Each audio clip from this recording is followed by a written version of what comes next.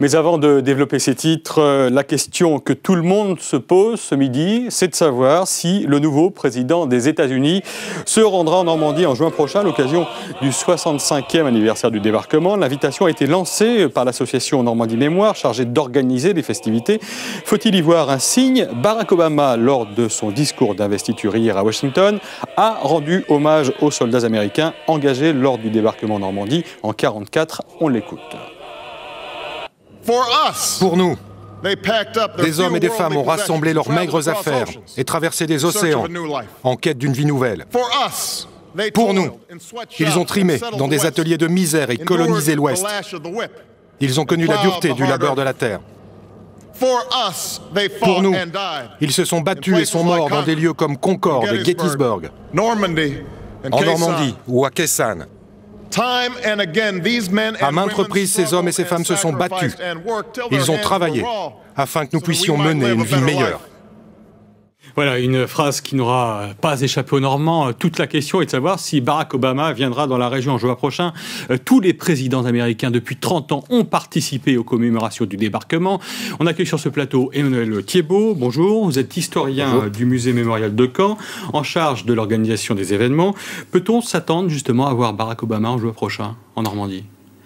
On peut s'y attendre, c'est surtout que nous l'espérons. Ce serait en effet quelque chose de merveilleux que l'un des premiers grands voyages du président Obama hors des États-Unis commence en Europe par la Normandie et plus particulièrement par les plages du débarquement. Il a annoncé qu'il ferait un grand déplacement en Europe. Est-ce que justement ça peut être en juin prochain? Est-ce qu'il y a des signes justement? Il est vrai que évoquer la Normandie dans un discours d'investiture pourrait, pour nous, apparaître comme un signe, donc regardons-le comme tel.